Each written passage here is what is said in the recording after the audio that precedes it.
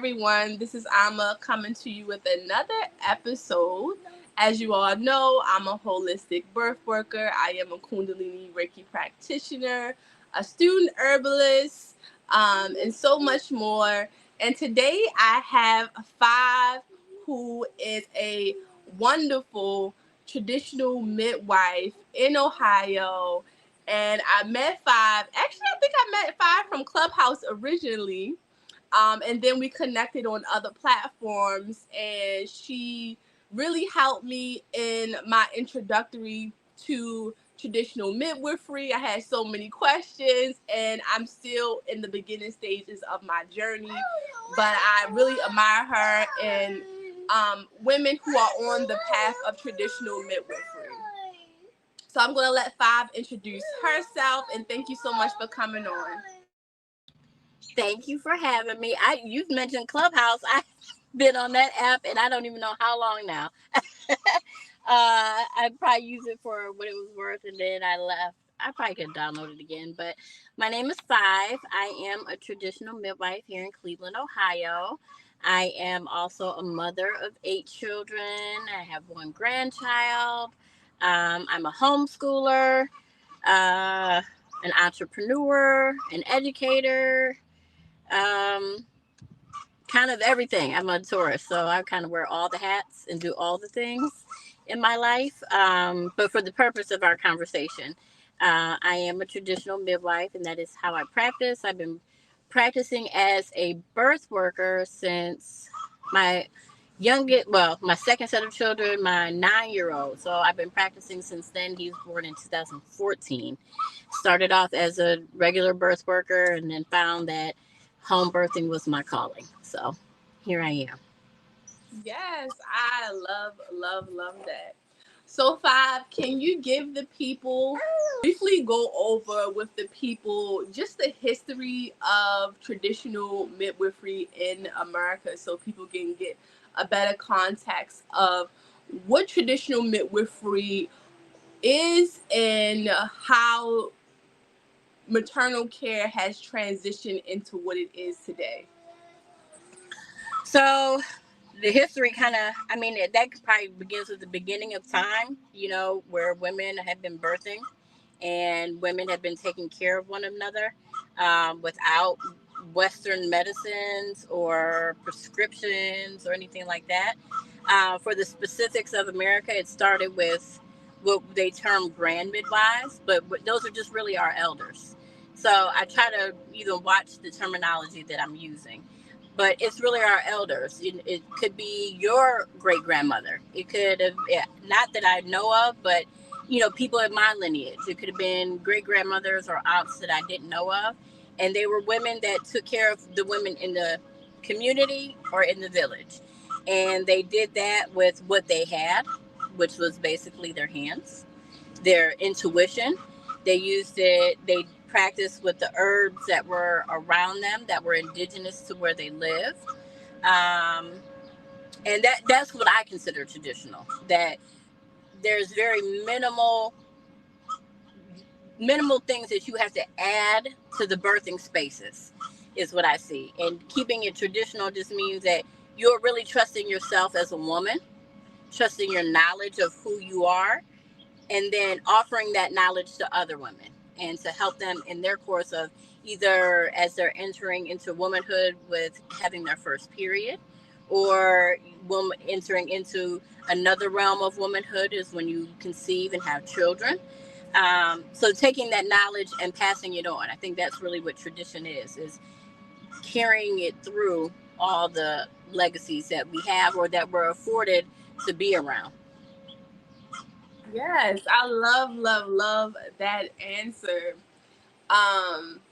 My great grandmother actually was what I consider to be a midwife. And when I first got started on my journey, I didn't really know. But my mom randomly was like, well, my grandmother helped her best friend birth like most of her 14 children. So I was like, okay, so I'm like, well, she was technically a midwife, right? So it's quite interesting, and I'm sure she's probably like the last one other than me in the lineage, but she's not the first. Right? So I really love that because it is passing down the family traditions. Um and I think like in the world we live in today as birth workers, a lot of times, even though mothers and families hired out back during those times, I feel like we are more needed now because the traditions aren't being passed down as much as they used to, right? So now we have to step up and be like, okay, we're going to support families from the traditions that we are holding on to and not letting go of. Now, can you describe what made you want to get into birth work or to become a traditional midwife?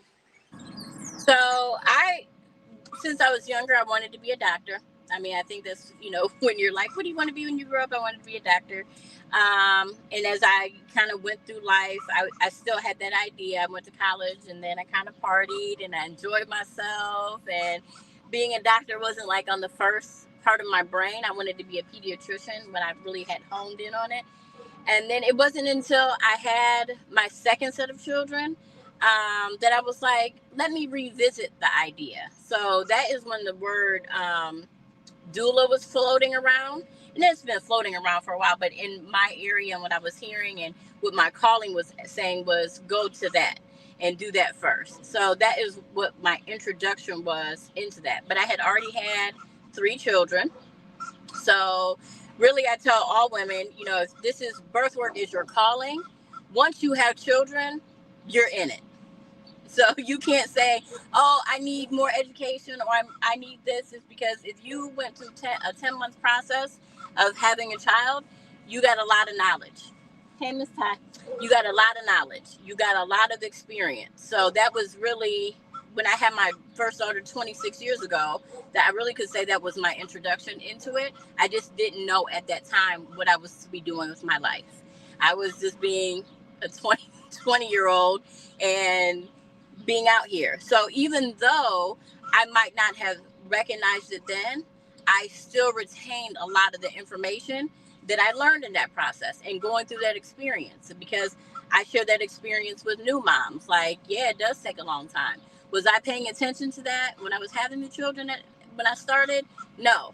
But now at 46, I'm like, oh, I went through this process so that I can know and do it now. So that was, 26 years ago was probably my initial introduction into it.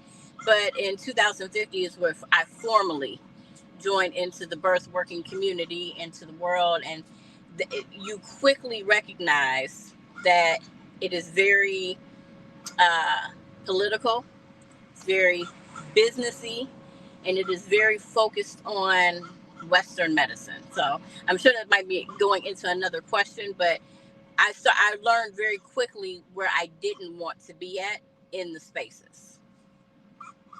Yes, and you're right. That was actually my next question was, can you describe for the people the difference between a traditional midwife and the type of care you provide versus a CPM or a certified nurse midwife? And for those who are new to the birth world, CPM is a certified practical midwife who they do apprentice as well, but they also take a NARM test and they have to go to an accredited program. So it's an entire process. So can you just, even if you want to go over like the educational differences, I'm just going to let you go over that and explain so people can understand.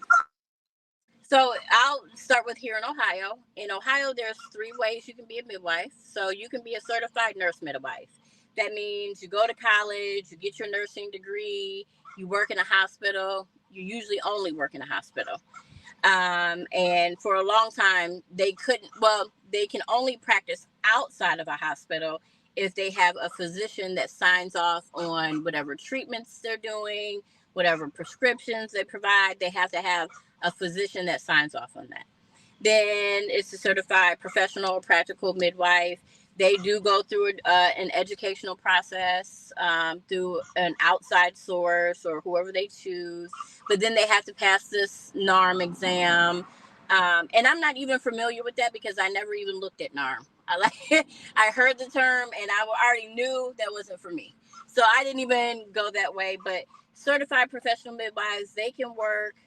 They cannot work in a hospital. They can work at birthing centers and they can work in home births. Then there are traditional, or what they say are lay midwives, or the technical term is a direct entry midwife. That midwife has to apprentice another seasoned midwife. They would prefer you to apprentice under someone who is a certified professional midwife. And when they feel that you are ready to move on, then you move on and then you practice on your own. And traditional here in Ohio, and I go back and forth with everybody here, and I'm probably considered a rebel. I'm considered people, I don't conform, or I'm not in a collaborative type of energy. It's because I consider traditional when you are not using anything that is used in a hospital. So that gets real controversial because I even have come into my knowledge of not using a Doppler to hear heartbeats. I've learned other elder midwives that really teach you, like, number one, your tools are your hands and your ears and your senses. So you have to become in tune with a mother that way. You have a fetoscope, or you have a horn that you listen with, and that requires you to be very disciplined in blocking out a lot of things. But traditional care means that you're not using those things. I don't carry Pitocin in my bag. I don't carry vitamin K in my bag, even though some midwives do and they call themselves traditional. So there is a gray area of what traditional looks like, and I guess it's kind of, semantics on how you want to define that for yourself. um, because that even becomes, how are we helping women and what it looks like, and are we collaborating or are we separating ourselves? But sometimes you have to separate yourselves, because I truly want to be a woman in my community that I don't really publicize a lot that I'm a midwife. I used to, and, because I thought that was the algorithm you had to be on Instagram, and the marketing and all of that. But then that opens me up to sharing my life with people. And I really would rather just share, like, my personal things that I like to do, my hobbies. I like to bake, or I'm, into learning new things like that, or dumpster diving, and keeping what I do in birth very sacred and very private. So, and I think that's a part of even being traditional. A lot of the midwives that were elders weren't soliciting themselves in the neighborhood. They weren't out saying, "Hey, I'll be at your house and do your home birth." It was more of, Sister Mary, or, so and so over here, she'll come to you if you are in need, or, or if you're trying to get pregnant, or if, you're pregnant and you don't want to do it by yourself or anything like that. It was a word of mouth. So I even consider that part a part of being traditional, is that, yes, I tell people I am a midwife, and so that people are aware, but I prefer more word of mouth. Um, and even in my care, I keep saying that I use my hands. When I tell people I show up to a birth, yes, I come with a bag. I have my bag in the back because I have 3 moms that are due in the next few weeks. So yeah, I carry a bag. I keep gloves in my bag. I keep an ambu bag in my bag. But these are the things, like, when I am at a birth, the only thing I pull out are gloves and my herbs. So I keep it very minimal, because as you go through a course of a woman's pregnancy and you're working with her, the less that she is stressed out, the less that she is fearful, the less that she is anxious, then the less you have to do when she's in labor. Yes, you just said a mouthful. I'm like, what point do I want to speak on first? So, first, I 100% agree with, like, I was sitting with myself, and I'm only a holistic doula, and of course, I promote myself, but I'm someone who wants to be a traditional midwife, and I strongly believe that these practices are sacred, and it's not for everybody online. So I sit with myself a lot and think about those things where I 100% agree with you that it's boots on the ground, right? Like the people in the community should know you, or your clients should be referring you in the area where you practice, and that should be how we keep this practice sacred, because we know it is political, right? And we have to protect ourselves, and also the community has to do their job in protecting and caring for traditional midwives as well. Now, it's interesting you said that they want you to practice under a CPM, because to me personally that doesn't make sense, right? Like why would they want a traditional midwife to apprentice under a CPM where there are two different styles of learning, right? But I guess it's a part of the assimilation. A part of the assimilation to have a traditional midwife learn under them, so you're not too rooted in the traditional ways, right? And that's true because one, there's not a lot of traditional midwives.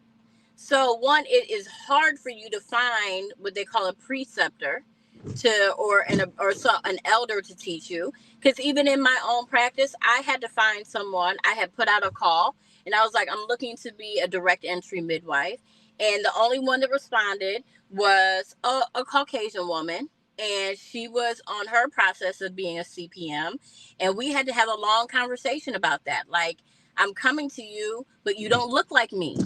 So I'm already apprehensive in the learning process because we don't handle the same type of situations. But then I also had to say and be open to, I have to take the knowledge that she can give me, and then I will then flourish and find people. Right now, she's just my entry. And I'm forever grateful. Her name is Jess Brown. I'm forever grateful to Jess because even in our conversations when we first met, it was, I just want to help you so you can help your own people. I'm not helping you so that I can come into your community and be your community's midwife. Your community needs you, and you need some knowledge to get in, and I'll give you that knowledge. And then wherever I can help you along the way, I will do that. And then there you are. But it was a process because there's not a lot of people that are traditional midwives. And a lot of the ones that are traditional are either elders that are hardly practicing anymore, or they're not coming out of the grid that they're on to say, hey, I'm here to teach. So they're kind of letting the legacy and the traditions die off with them, right? And we are in a world of technology. We are in a world of Instagrams and social medias and things like that. So reviving that in a way has to be like, so I can appreciate when you say, yeah, I am on social media and I have to share. But then you get to a point where, yeah, people just have to know you're out there so that they can seek you out. So you don't have to go to a CPM or somebody that has you getting ready for NARM, and that's not really what you're going to do. Because she even asked me, like, will you think you'll want to take the test? And I was like, never, Jess. I'm not interested in taking it. So we don't even have to, even go over what I would need to know for that. So it kind of canceled out some of that part of the education because that's bias in itself.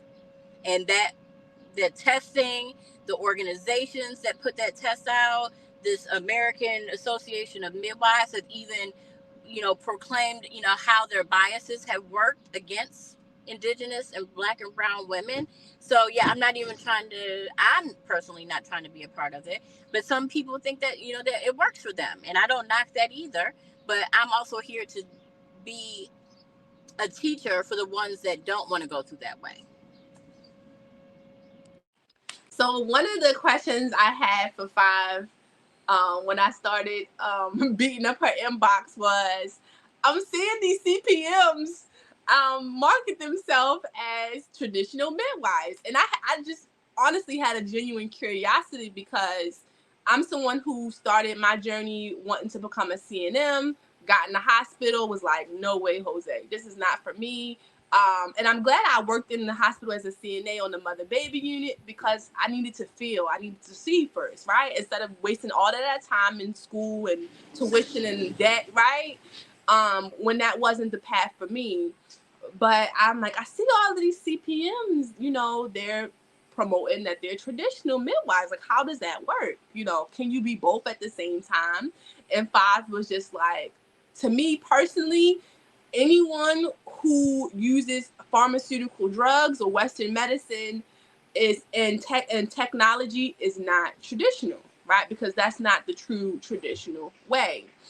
And I still see more midwives and students practicing under them and promoting as traditional. So I just want to give people a clear understanding of what some other midwives in the community consider traditional, right?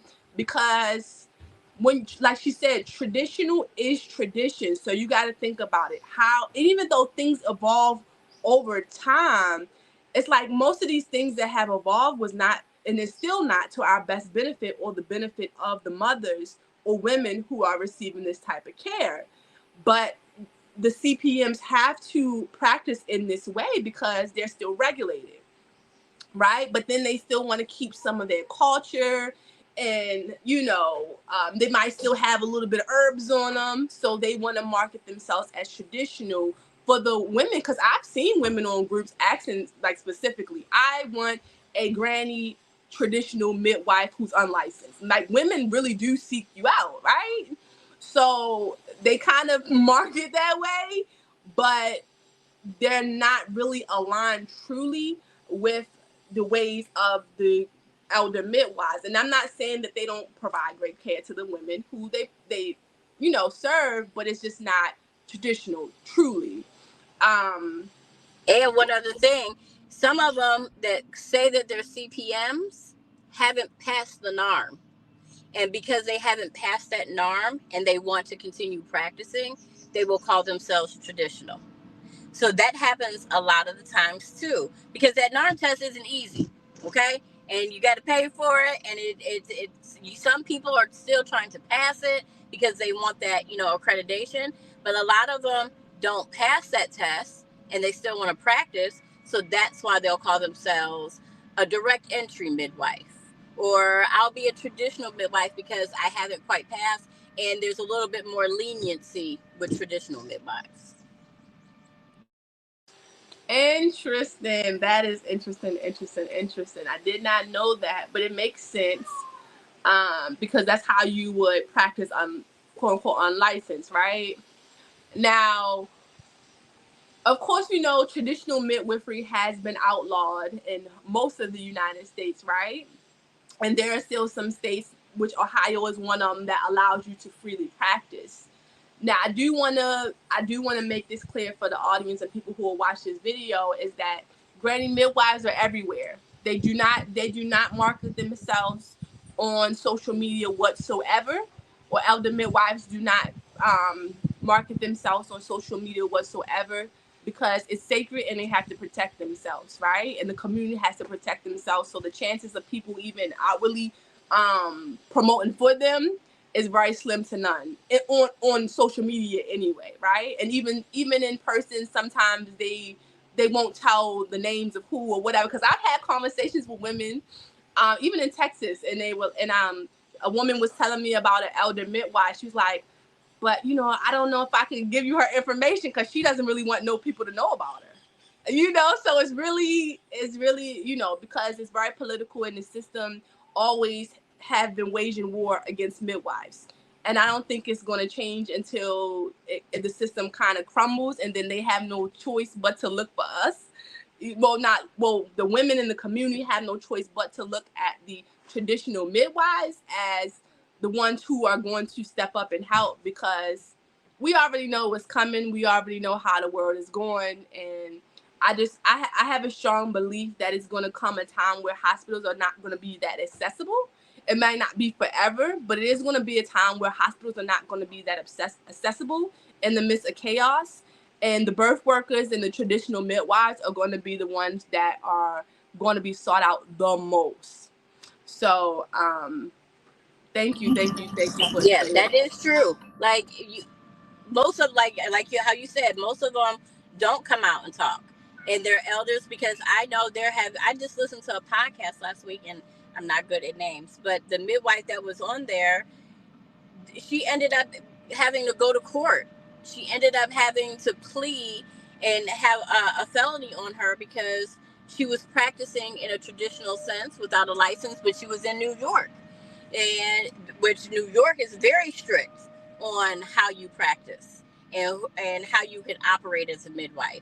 So, and in the South, I wanted to move to South Carolina at one point, and I still do, but for me to practice as a midwife down there, oh, you won't even know that I'm gonna have to change my whole, I'm gonna have to go back to my government name and practice, because in the South, they really don't want you practicing down there as a traditional midwife. So, but as the world happens and the world goes on, and all these plans that they have when people get sick, you know, people will seek you out. And sometimes you just have to wait for that. You might not think you get a whole bunch of clients or anything like that, but you just have to be patient. You have to be knowledgeable, because they'll come. They truly will. Yes, so so true. Now, do you provide for the moms or the women in Ohio who maybe want to take the path of traditional midwifery? Do you currently offer apprenticeship for women, or is that something that you'll be doing later on? Right now, I do offer apprenticeship, and it is very, like, I work with somebody for a minimum of 2 years. So I don't take on a whole bunch of people. Right now, I have a tribe of women that I work with. One is my apprentice, and one is a student midwife.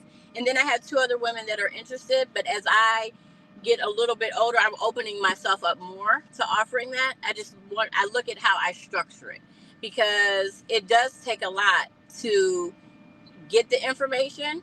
And I think a lot of times people think when they apprentice with you, or that you're teaching them, that they're going to be seeing births back to back, back to back. But a lot of times I tell people, I was like, I just can't bring you to somebody's birth. I can't just say, because I don't want to. I also don't want to give the same idea of, like, when you go to the hospital and here comes all the students with the midwife or the OB, and they're all looking at you like you're a subject. So it is really a matter of, depending on how the families come to me. If they come to me through one of my students or one of my apprentices, and that's what I tell them, is like, you have to bring the families that are familiar with you, because then it's easier for you to be at their births. Because I just can't say, oh yeah, I'm picking up a mom, and yeah, I'm going to bring so and so, because it's like two or three people additional to your family that's going to be there, and we all have, our energies have to align. Luckily, we find families like that, because that is what I call in. I've already been through, I was just telling a birth family yesterday, I started out and I would get all kinds of people. I would get couples, then I would, be with the mom, and by the end of the pregnancy, she wasn't with the dad. Or, they're arguing and fighting throughout the pregnancy. So I had to really take a step back and call in the type of families that I wanted and I wanted to work with, because I feel like that's how I'm building my village. And that's how I'm building my community around me. And if these were people that, what if we did have to go off grid? I would want to live with these people. So when I do take on students, it's very few and far between, because it's a really intimate connection that we have to have. And we are going to be together for a while.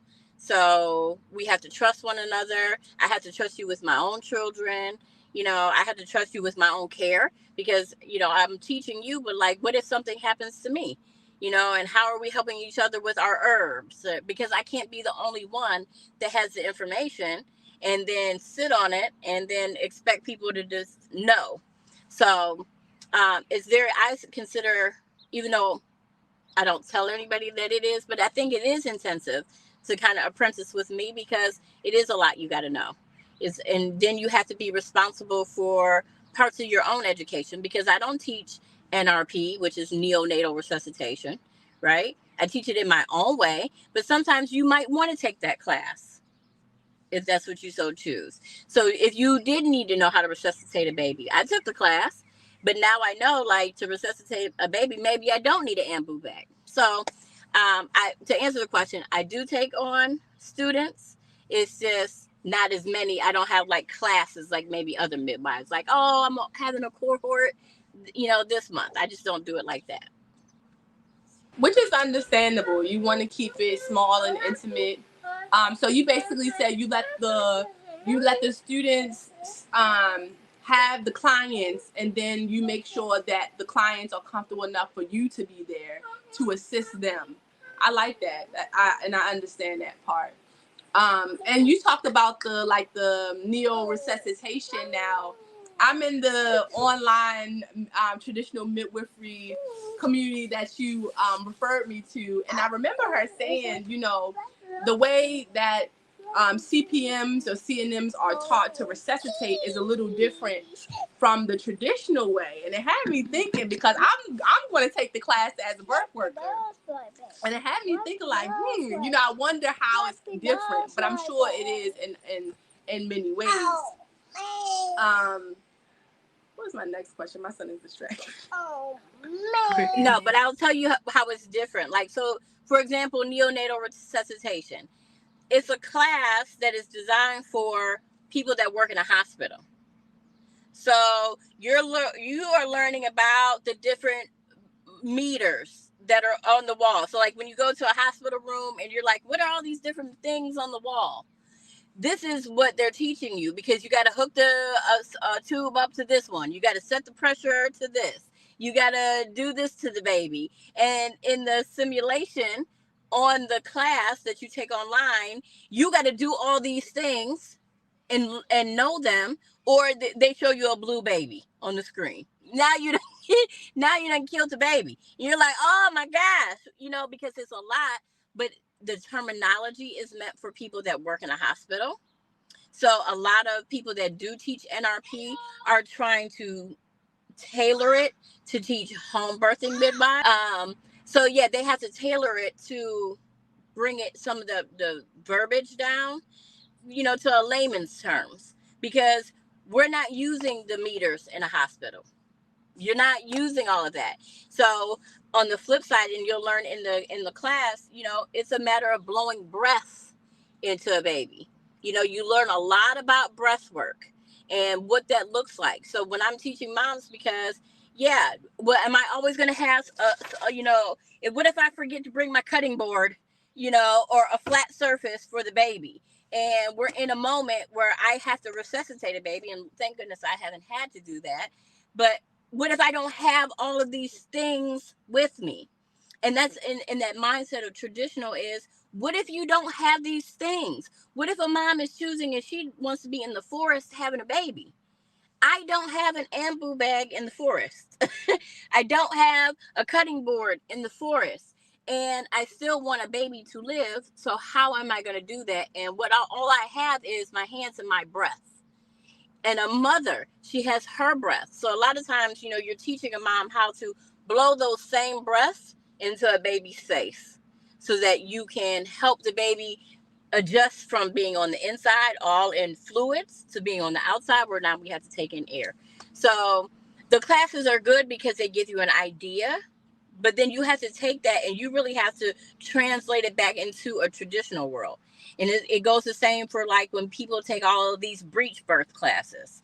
And I've even said some of these workshops, and I am a very strong proponent right now in where I'm at, is that if I'm going to learn from somebody, they need to look like me. And I would prefer you to be a woman that looks like me. So it really boggles my mind when people take classes like breech birth and it is taught by Caucasian men when you having a baby. So yes, they teach you how breech is normal and all of those things, but you're also not having a baby. You're a man. You don't even know what it feels like on the inside. So we just have to be careful of the knowledge that we get and where we get it from, and then be able to translate it back into how you're going to operate as the birth worker that you are. I love that. Yes, because I was curious, but that makes a lot of sense. It makes a lot of sense. I did watch my last birth. The baby had to be resuscitated, but this was in the hospital. And the reason the baby had to be resuscitated is because the baby had shoulder dystocia. Well, they said the baby had shoulder dystocia, but really they didn't give the baby a chance to even crown or come out on his own, really, before they started pulling him, and violently. And they pulled him without even really recognizing that he had a nuchal cord. So of course, once they pulled and yanked and spread apart, now the baby's coming out blue, right? So he wasn't breathing, but that's a given because the way process of how they handle that, just being control freaks. That's all it was in my eyes. It's just y'all being control freaks and y'all not letting her body just flow. And I fought and fought and fought, but that's a whole nother story. That's just the hospital for you. But yeah, what is there any advice that you would give to women who are considering the path of traditional midwifery, like some words of wisdom or advice or resources or whatever words that you would give to women who are considering this path? I would definitely say first, know that it's your purpose. Not and don't enter into this birth world because that's the new trend. Because I see that's a lot of it, and everybody's trying to figure out how I can make money and how I'm going to be the $1 million birth worker or all of that. So my first is take a real strong look at why you're doing it.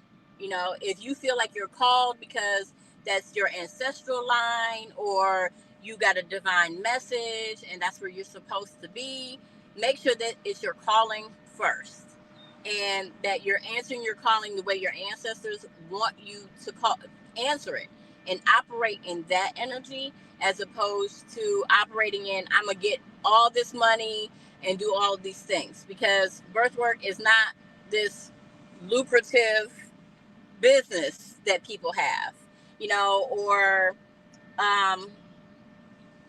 don't do it for the money, I will say, because like even right now, and it's part of the advice is, and also, so this is part of the advice, study what things are and why you're doing them. When I first started, I thought, oh yeah, I'm gonna do placenta encapsulation because it makes money, and yeah, it's a benefit for it, and I wanted to make money. And as I went on in my studies, it's not a benefit that we need to be doing. It is a part of our body that needs to be given back. And re-ingesting it is not the way, unless you're hemorrhaging. That is what I've learned. Unless you take the animals. Like if I see a cat have kittens, yes, the cat will eat part of the placenta because the cat is not going to hemorrhage, right? They don't then leave the placenta over in the grass and then every couple of weeks come take a bite of it and use it for their benefit. No, it's meant to be used in the moment and then given back. So make sure you're doing it for the aspect that this is your life work. And then that's another part of it, that this is life work. So just because I'm a midwife doesn't mean I'm not a mom, that I'm not a homeschooler. This is just one thing that is encompassed in my life. So a part of that is, yeah, you're not giving up parts of who you are to be a midwife. You're not just a midwife out here.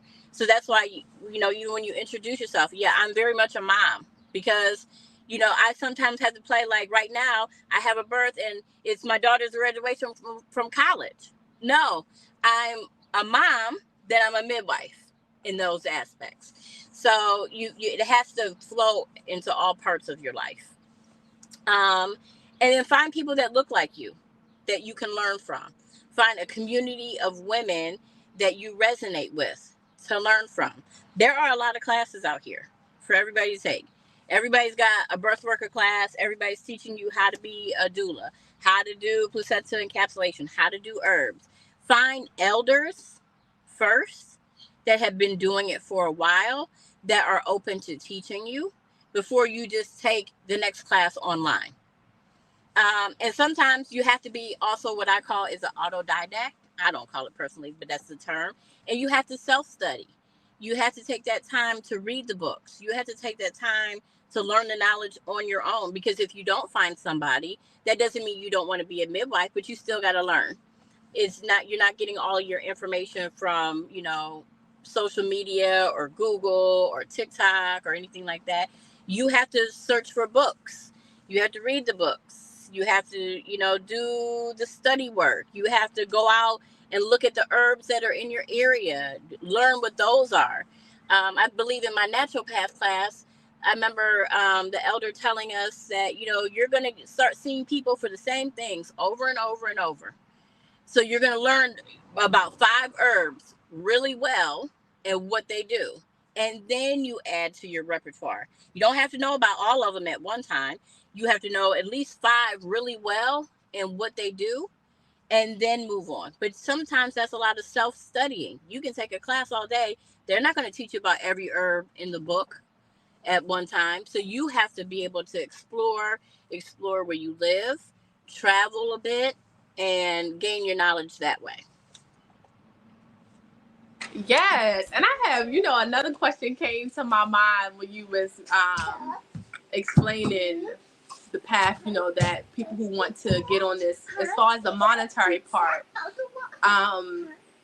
In my mind, I don't even feel like it should be a monetary thing. I just feel like the midwives in the community should be taken care of, right? Because I've met midwives. One of them was based in DC. Her name is at the tip of my tongue, but she was a CPM. And one of my first births, she actually was the midwife for, but she didn't make it. So, I assisted the mom unassisted on the bathroom floor. And when she came to check on the baby the next day, I was talking to her like, I would love to study under you, et cetera, maybe even be a birth assistant. And she was just complaining like, I'm tired. Moms barely pay me all my money. And she was dying of cancer, right? So she died within about 5 months. So to me, it just gave me a raw perspective of, okay, midwifery is a very demanding career, and midwives need to be taken care of. Like, if the midwife is taking care, she's, we brag about, this midwife, she assisted 2,000 births, but who is taking care and replenishing and pouring back into this community midwife, right? Because she's not the only one. There was another midwife when I moved to Texas who was dying of cancer as well, right? So it's like we can't stop these things from happening, but all of us are healers. Like, we should be coming together as healers and trying to assist these midwives, right? These healers themselves. So who heals the healer? The healer does heal themselves, but they still need other healers to heal them. So that's kind of my perception on it. I would actually love to take births for free, to be honest, but I'm a Taurus. Like, I don't like I don't need luxury, but I need to be comfortable, right? And I want to travel the world, so I need to have other streams of income that are flexible for me to be able to take births, but also pay me what I know I'm worth, right? But I always feel a way. Like, I don't feel a way about charging for births, because me personally, if a mom is struggling, I always give a discount. And I know a lot of birth workers are like, don't do that, charge your worth, But it's like, I'd rather just assist her. You know what I'm saying? And I've done free births as well, which is really not a big thing to me, because I always have other streams coming in. But as somebody who wants to actually make it my life's work, I guess since I'm still in the beginning stage, I'm only 32, so I feel like I'm still a baby in it, but I'm brainstorming on other things that I would actually love to do, where I wouldn't have to primarily focus on birth work for my financial stability. And I know that's the pending question or curiosity or struggle that a lot of birth workers have, to be honest. Because we know, a lot of us know this our passion, but we also know that we want to thrive. Like, we don't want to just survive, right? And there's many ways to So Taurus. So I know and I understand where you're coming from, because it is hard to be a Taurus, or just to be in that energy, that May energy, that April, May energy of that we're born under. And I like nice stuff. I need Birkenstocks on my feet, okay? And they're not cheap, right? And I do want to travel and I want to eat good food. But I've learned even in this birth world that people will take advantage of us because it's an out of pocket expense. You know, I probably the cheapest. I charge $4,500 for a birth that I have to pay two other people for, but that's probably the cheapest here in Ohio. And I still struggle with people that have balances or will ghost me and be like, "Well, I didn't want to pay for it because I don't feel like I got what I was supposed to need." But I'm like, "You got my time."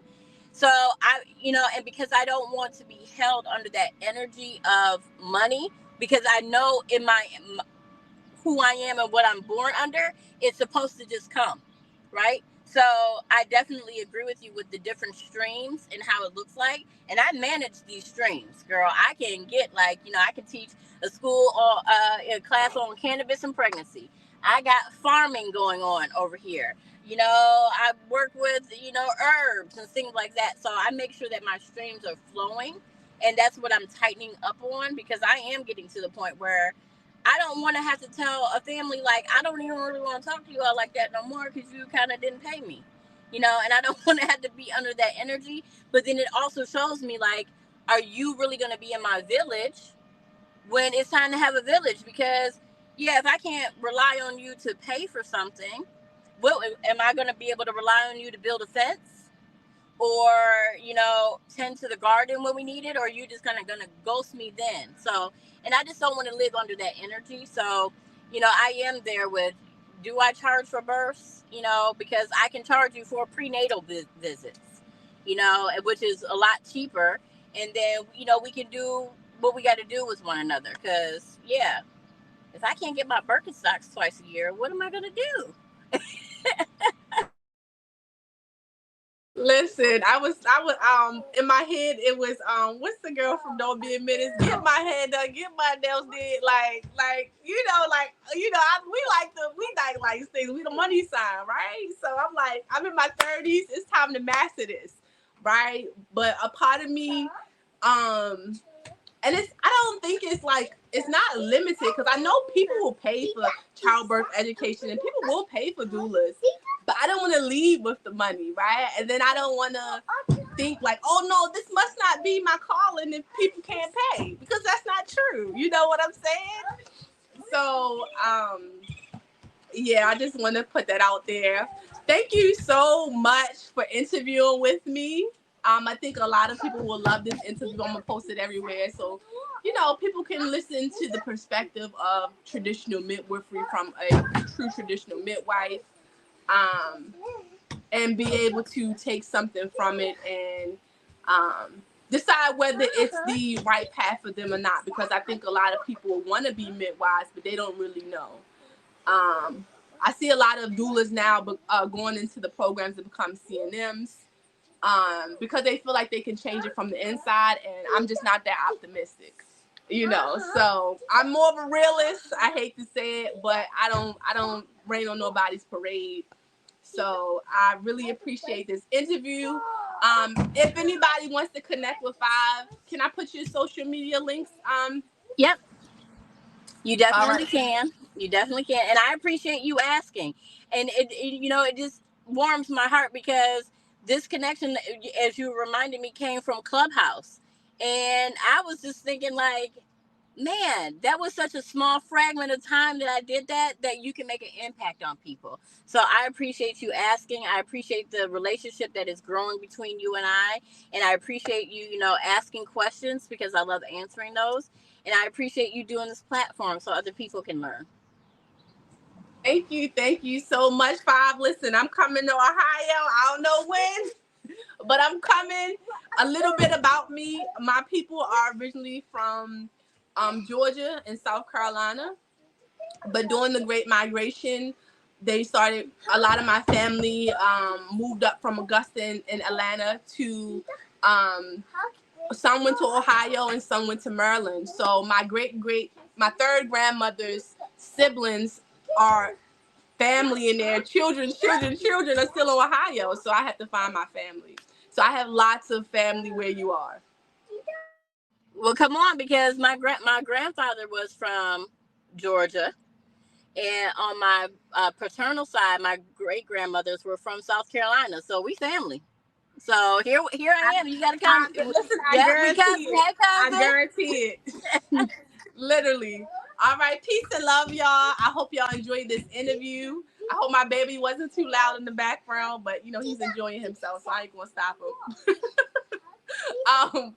Peace and love, y'all, and until our next episode.